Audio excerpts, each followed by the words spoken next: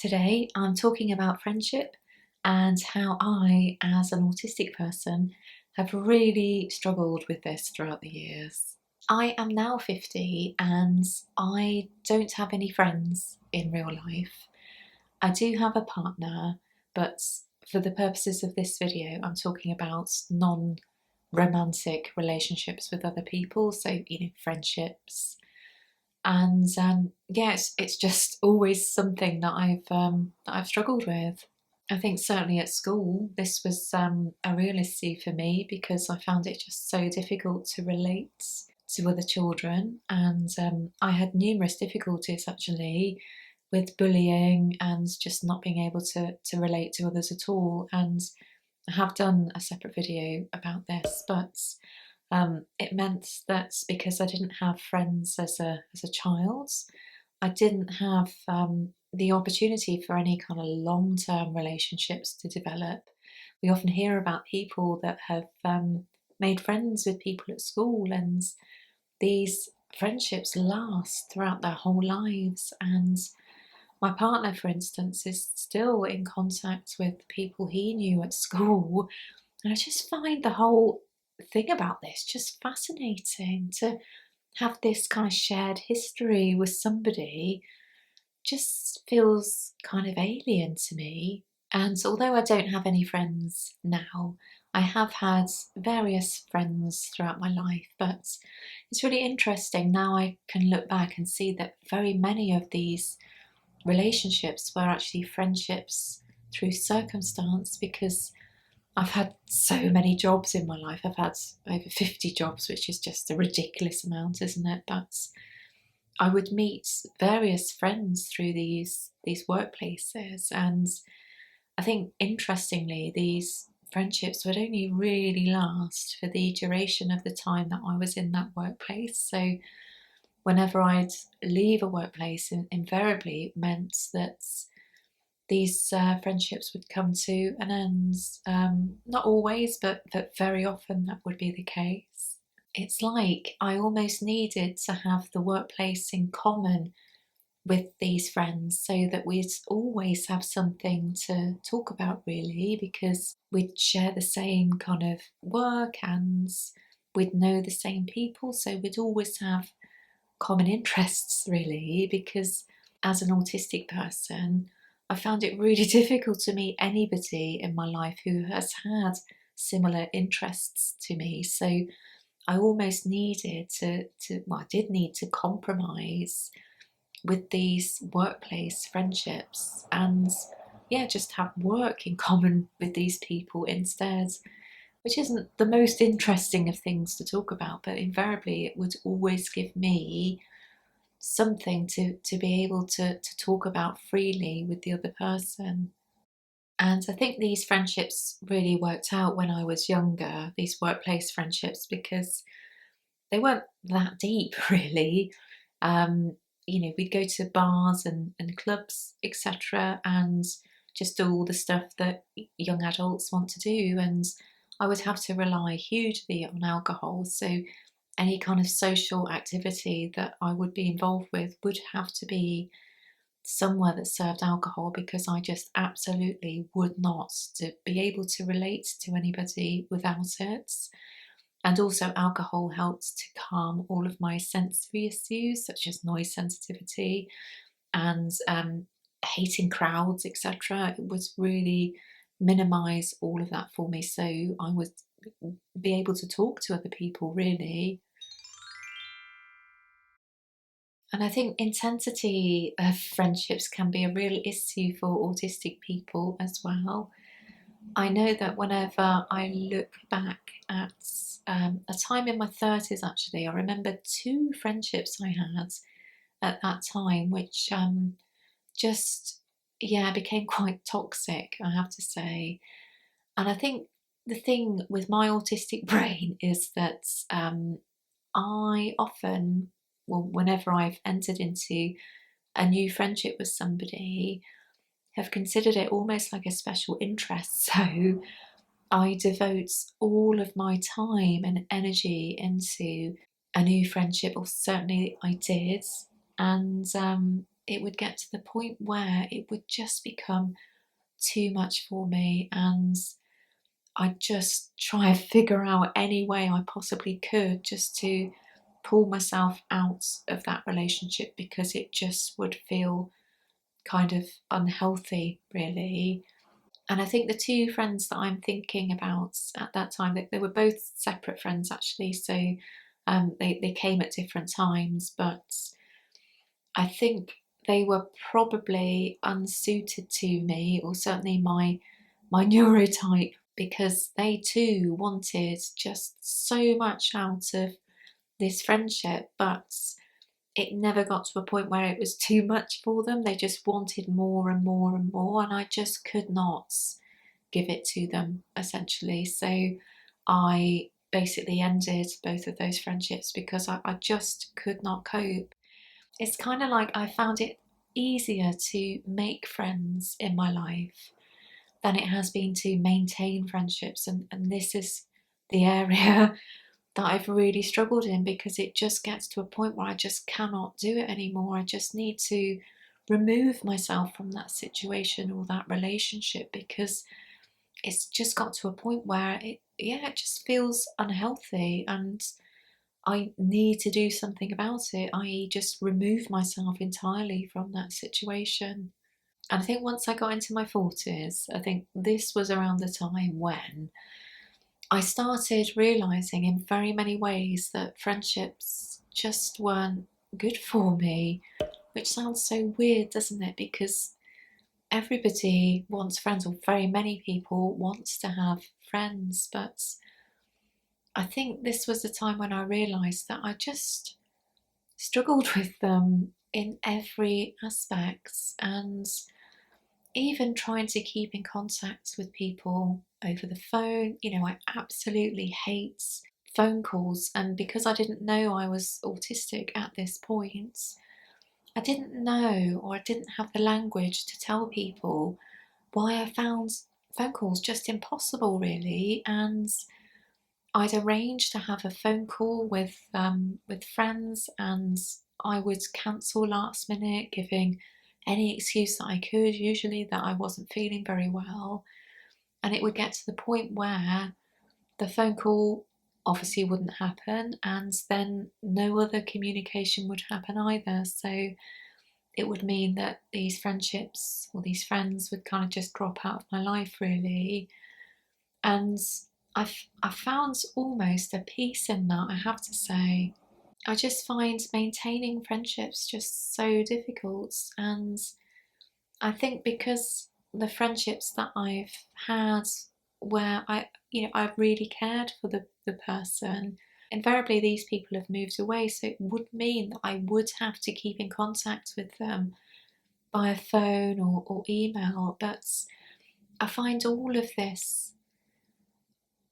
these ways of communication really stressful and really draining, and I don't know what the answer is other than just to let these friendships kind of fall away, because I think they would fall away at some stage anyway, because just of the way I am, really. I think now that I know that I'm autistic, it's just explaining so much for me, and in particular social dynamics, because in very many stages of my life I found them just impossible, really. And through my late diagnosis, I was diagnosed last year, you can't help but look at your parents, can you? And wonder, where did this autism come from? And I think that's a very healthy thing to wonder about once you get diagnosed, or once you realise that you're autistic, because it's hereditary. It's just natural for us to kind of wonder which parents our autism has come from, essentially. And I think in my case, it's probably both. I'm still really trying to kind of work through this, because both my parents have, they've passed, so I don't have any opportunity to talk to them about any autistic traits I think they had, or they may have thought they had themselves. So it's all a bit of a guessing game, but I did often wonder why my parents didn't really seem to have any friends. My dad would go to the pub essentially every day. He did have a drink problem, and the only people he would talk to were other blokes in the pub essentially. And for my mum, I don't remember her having any friends at all actually. I don't remember anybody coming to our house when I was young. And in fact, the only people I remember my mum really talking to was her own sister whenever we'd go to Scotland to visit her. But in terms of having friends, it just wasn't something my mum did. And my dad would only talk to blokes in the pub really that he knew, and obviously he'd need drink to be able to do that. So yeah, I just find this really interesting that the whole concept of having friends or having friendships just wasn't something that I was exposed to as a young child. And yeah, I do wonder if both of my parents were autistic.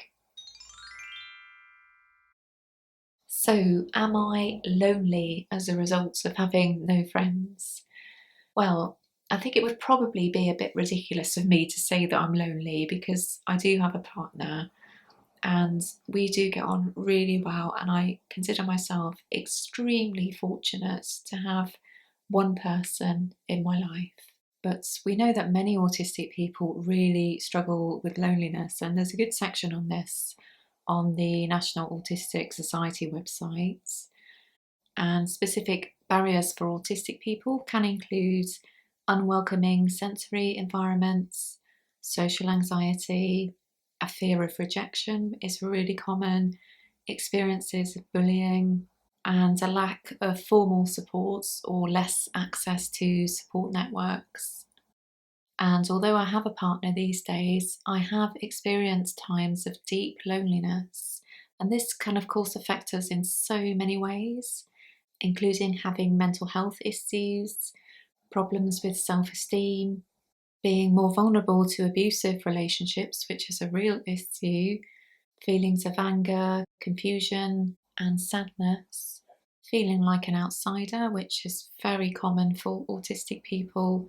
And of course, all of this can play havoc with our physical health. But I think whenever I look back at friendships, it's just been so difficult for me. I just have never really fully understood how to make long term friendships with other people. As I've explained, they've often been short term for me, and I get really overwhelmed really easily. And as a result, the friendship then has to come to an end because I've just not been able to cope. And I think it's really interesting that I struggled more with female friendships in my life, and I don't really understand why. It's just like I don't have access to the social code, or I can't break the code that I need to be able to have a fully functional friendship with another girl or another woman. It's just like there's a block there somehow, and I don't know what it is, but I've never been able to crack that code. Even when I've had friendships with other girls, and even if they've seemed okay at first, there's always been something there that I've not been able to quite put my finger on. Just hasn't allowed me to be my full self with them. I've been a dreadful high masker for all of my life, and I'm really trying to address that now, and really trying to think of ways that I can unmask and be more of my authentic self. But when you've been conditioned for a whole lifetime, really, for 50 years, I've had to mask and be a curated version of myself to the world. It's really difficult to know how to break that down. And I think there's small signs of my mask being able to break or shift now, which is a good thing. But it's so difficult to have a friendship or have a full and honest relationship with somebody when you're masking your true self. So difficult, isn't it? Like many other autistic people, I really struggle with friendships in real life, but the internet is such a blessing, isn't it? Because finally we're able to meet like-minded people, and it doesn't come at the cost of having to go out and meet people socially and having to deal with all of the sensory stuff around that and perhaps all of the awkwardness. We're able to communicate with each other through our keyboards, and it's just amazing, really. And yeah, I just never thought I'd feel part of a friendship group, and it feels really weird even saying that, but that's exactly how YouTube and the community here has come to feel for me. You feel like a bunch of my friends, and I see this time and time again in my comments, from other autistic people who've struggled all their lives having friends or trying to have friends or not having friends, and finally feeling like they're part of a wider community of people that really understand them. And it's really quite a profound thing, isn't it? And I really hope to be able to keep this channel going for as long as I can, really, because the validation that I've received from you all has just been just so overwhelming in many ways. I just never thought I'd be fully understood by people. I've just always been the weirdo, really, and in very many stages of my life I've had no friends whatsoever, and it's been really lonely at times, I have to say. But to finally feel like I've got a group of people that understand me and I can talk to them at any time. The internet is there 24 hours a day, isn't it? And all right, you might not get a response straight away, but invariably, if you put a message out into the world, other autistic people are very often kind enough to respond and say, yeah, I can relate to that. I understand what you're saying, and just means the world to me, really. And of course, as I'm doing a video about friendship today, I need to mention actually that I do have another little friend. This is Jean-Paul, for those of you who haven't met him. And he's a little one-eyed dog. He had one of his eyes taken out a little while ago, but he's doing really well. And apologies if all you can hear now is snoring, but I think our animal friends can be so important to us as well, and I just wanted to acknowledge that today, really, because this one's really important to me. So I would love to hear your experiences of friendships down below in comments, and if you've been able to relate to anything that I've said in today's video, or what issues you've had yourself in terms of social dynamics, really. So yeah, give it a like if you got this far, and I'll see you again soon.